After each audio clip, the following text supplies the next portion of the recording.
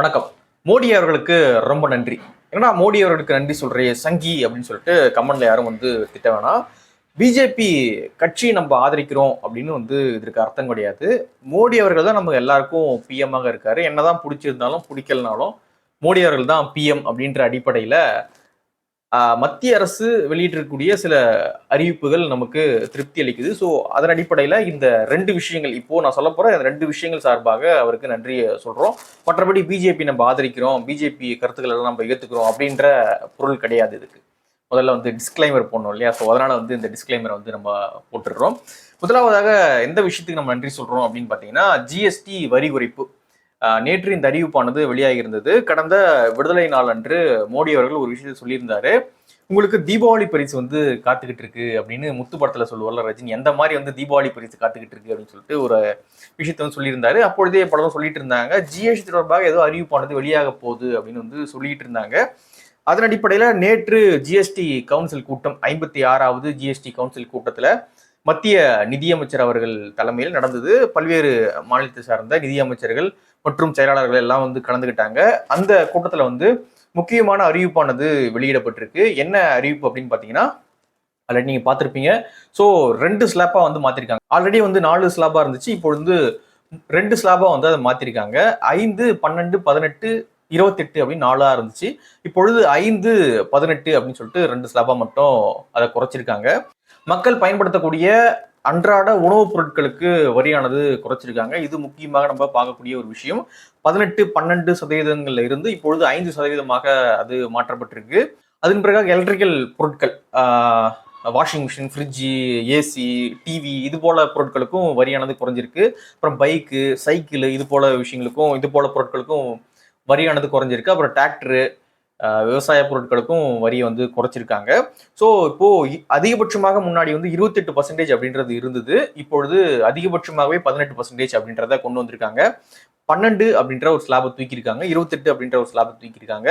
அத்தியாவசியமாக அன்றாடம் மக்கள் பயன்படுத்தக்கூடிய நிறைய பொருட்களுக்கு வரியானது குறைஞ்சிருக்கு. ஸோ அதனால 22ஆம் தேதி இது அமலுக்கு வருது. செப்டம்பர் 22ஆம் தேதி இந்த அறிவிப்பானது அமலுக்கு வருது. அது வந்த பிறகு பல்வேறு பொருட்களுக்கு வரியானது அப்படியே டிராஸ்டிக்கா குறைய வாய்ப்புகள் இருக்கு. இன்னொரு பக்கம் பாத்தீங்கன்னா 40% வரியும் சில பொருட்களுக்கு போட்டிருக்காங்க. அது என்ன பொருட்கள் அப்படின்னு பாத்தீங்கன்னா, சிகரெட்டு, பான் மசாலா, அதுக்கப்புறம் சூதாட்டம், இந்த மாதிரியான விஷயங்களுக்கு 40% வரியானது போடப்பட்டிருக்கு.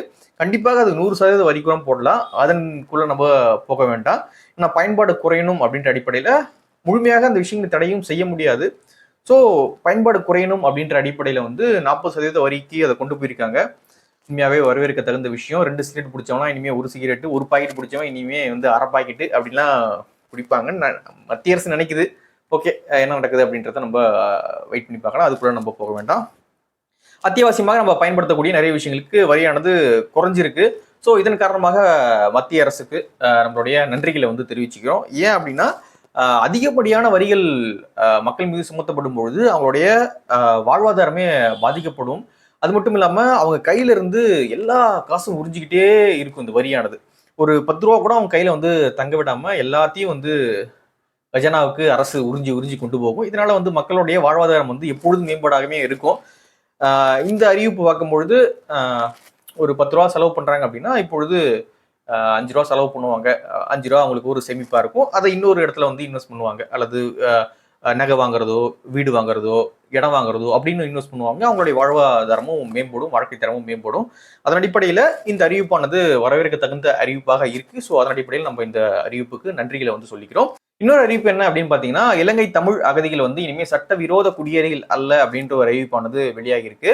செப்டம்பர் 1ஆம் தேதி இந்த ஆர்டரை ரிலீஸ் பண்ணியிருக்காங்க. இப்பொழுதுதான் செய்திகள்லாம் வந்துகிட்டு இருக்கு. 2015 ஜனவரி 9ஆம் தேதிக்கு முன்பு இந்தியாவுக்கு அரசிடம் பதிவு செய்த இலங்கை தமிழர்கள் சட்டப்பூர்வமாக இந்தியாவிலே தங்குவதற்கு மத்திய அரசானது அனுமதி கொடுத்திருக்காங்க. இது மிகப்பெரிய விஷயம், யாருமே செய்யாத விஷயம். ஸோ ஒரு அந்த மக்களுக்கு, இலங்கை தமிழர்களுக்கு ஒரு விடுதலை அப்படின்னே நம்ம இதை சொல்லலாம். ஒரு சின்ன சின்ன ரூம்ல எந்த விதமான ஃபெசிலிட்டிஸும் இல்லாம அங்க தங்கிட்டு இருந்தாங்க. அவங்களுக்கு இலங்கையிலுமே குடியுரிமை கிடையாது. அவங்க அங்கேயும் போக முடியாது, இங்கேயும் அவங்களுக்கு குடியுரிமை கிடையாது. ஒரு மாதிரி என்ன பண்றதுன்னு தெரியாம அந்த மக்கள் இவ்வளவு ஆண்டுகள், கிட்டத்தட்ட 40, 50 ஆண்டுகளாக அவங்க ஒரு பாவப்பட்ட வாழ்க்கையை வாழ்ந்துகிட்டு இருந்தாங்க. அந்த மக்களுக்கு ஒரு சின்ன ரிலீஃப், சின்ன ஒரு பெரிய ரிலீஃப் தரக்கூடிய ஒரு விஷயமாகவே இந்த அறிவிப்பானது பார்க்கப்படுது. இப்போ தேடி பார்க்கும்பொழுது என்ன இது அப்படின்னு தேடி பார்க்கும்பொழுது 2025 ஒரு பில் பாஸ் பண்றாங்க. Immigration and foreign bill 2025 pass பண்றாங்க நாடாளுமன்றத்துல. ராஜ்யசபா லோக்சபா ரெண்டுத்திலுமே பாஸ் பண்றாங்க. லோக்சபால மார்ச் 27 இதை விவாதத்துக்கு விட்டுறாங்க. அதுக்கப்புறம் ராஜ்யசபால ஏப்ரல் 2 இதை விவாதத்துக்கு விட்டுறாங்க. ஏப்ரல் 4 இதை ஜனாதிபதியுடைய கையெழுத்துக்காக அனுப்புறாங்க. ஸோ செப்டம்பர் 1 இது அமலுக்கு வரும் அப்படின்ற அறிவிப்பு முன்னாடியே வெளியாகிருந்தது. ஸோ அதன் அடிப்படையில் செப்டம்பர் 1 இந்த ஆர்டரை ரிலீஸ் பண்ணியிருக்காங்க. முன்னாடி ஒரு சட்டமானது இருந்தது. அதை நீக்கிட்டு தான் இந்த இமிகிரேஷன் அண்ட் ஃபாரின் பில் 2025 கொண்டு வந்தாங்க. முன்னாடி என்ன நடைமுறையானது இருந்தது அப்படின்னு பார்த்தீங்கன்னா, ரிஜிஸ்ட்ரேஷன் ஆஃப் ஃபாரினர்ஸ் ஆர்டர் 1957 அப்படின்ற ஒரு சட்டமானது இருந்தது. மற்றும் immigration order 2007, immigration carriers liability order 2007 அப்படின்ற ஒரு சட்டம் இது ரெண்டுத்தையும் ரத்து பண்ணிட்டு இப்போ புது நடைமுறையை கொண்டு வந்திருக்காங்க. இமிகிரேஷன் அண்ட் ஃபாரினர்ஸ் பில் 2025 அப்படின்றது செப்டம்பர் 1 இது அமலுக்கு வந்திருக்கு. அதன் அடிப்படையில் தான் செய்தி சேனல்கள்லாம் சட்டவிரோத குடியேறிகள் கிடையாது இலங்கை தமிழர்கள் அப்படின்ற செய்தியெல்லாம் போட்டுக்கிட்டு இருக்காங்க. ஸோ இந்த விவாதம் ஏப்ரல் மாதம் நடக்கும் பொழுது நாடாளுமன்றத்தில் அதிமுக சார்பாக தம்பிதுரை அவர்கள் பேசியிருந்தாங்க. ரொம்ப அழுத்தமான நிறைய கருத்துக்களை தெரிவிச்சிருந்தாங்க. ஸோ அவங்களுக்கு நம்ம நன்றிகளை சொல்லிக்கிறோம். அப்புறம் திமுகவினர் பேசும்பொழுது நிறைய மடைமாற்றக்கூடிய நிறைய விஷயங்கள்லாம் பேசியிருந்தாங்க. ஸோ அதுக்குள்ள நம்ம போக வேண்டாம். அதிமுக ரொம்ப கிளியர் கட்டாக அவங்களுக்கு ரொம்ப நாளாக இங்கே அந்த பாவப்பட்ட ஜென்மமாக இந்த மக்கள் வாழ்ந்துகிட்டு இருக்காங்க. அவங்களுக்கு ஏதாவது ஒரு விடிவு காலம் பிறக்கணும், நீங்க ஒரு வழிவகை செய்யுங்க அப்படின்னு சொல்லியிருந்தாங்க. ஸோ இது எல்லாத்தையும் கன்சிடர் பண்ண மத்திய அரசு ஒரு முடிவுக்கு வந்திருக்காங்க. இலங்கை தமிழர்களுக்கு மட்டும் இதுல விதிவிலக்கு கொடுக்கல. யார் யாருக்கெல்லாம் கொடுத்துருக்காங்க அப்படின்னு பார்த்தீங்கன்னா, நேபாளம் மற்றும் பூட்டான் குடிமக்கள் அவங்களுக்கு விதிவிலக்கானது கொடுக்கப்பட்டிருக்கு. ஸோ திபேத்தியர்கள் அதில் சில நிபந்தனைகளுடன் அப்படின்னு கொடுத்துருக்காங்க. திபேத்தியர்களுக்கு கொடுக்கப்பட்டிருக்கு. அதுக்கப்புறம் ஆப்கானிஸ்தான், வங்கதேசம், பாகிஸ்தான் ஆகிய நாடுகளில் மத அடக்குமுறையால் தஞ்சம் புகும் சிறுபான்மையினர், அதாவது ஆப்கானிஸ்தான், வங்கதேசம், பாகிஸ்தான்ல இந்துஸ் மைனாரிட்டியா இருக்காங்க. ஸோ அங்க மெஜாரிட்டியால ஏதாவது பிரச்சனை ஏற்பட்டு அவங்க இங்க இமிகிரேஷனாக இல்லீகல் இமிகிரேஷனாக வந்திருந்தாங்க அப்படின்னா அவங்களுக்கு நாங்க சட்டப்பூர்வமான அங்கீகாரம் தரோம். அவங்க இங்கேயே தங்கிக்கலாம். அதாவது அங்கிருந்து இங்க வந்த இந்துஸ், அங்கிருந்து இங்க வந்த இந்துஸ்க்கு மட்டும்தான் இது. அங்கிருந்து இங்க வந்த முஸ்லீம் கிடையாது. அங்கிருந்து இங்க முஸ்லீம் வந்திருந்தாங்கன்னா அவங்களுக்கு சட்டப்பூர்வமான அங்கீகாரம் கிடையாது. அங்கிருந்து இங்க இந்துஸ் வந்திருந்தாங்கன்னா அவங்களுக்கு சட்டப்பூர்வமான அங்கீகாரமானது கொடுக்கப்படுவதாக சொல்றாங்க. ஸோ அங்கிருந்து கிறிஸ்டின்ஸ் வந்திருந்தாலும் அது உண்டு அப்படின்ற மாதிரி சொல்லியிருக்காங்க. ஸோ இந்துஸ் மட்டும் கிடையாது, அந்த நாட்டில் கிறிஸ்டின்ஸ் அந்த மெஜாரிட்டியால பாதிக்கப்பட்டு இங்க வந்திருந்தாலுமே அவங்களுக்குமே உண்டு அப்படின்ற மாதிரி தான் சொல்லியிருக்காங்க.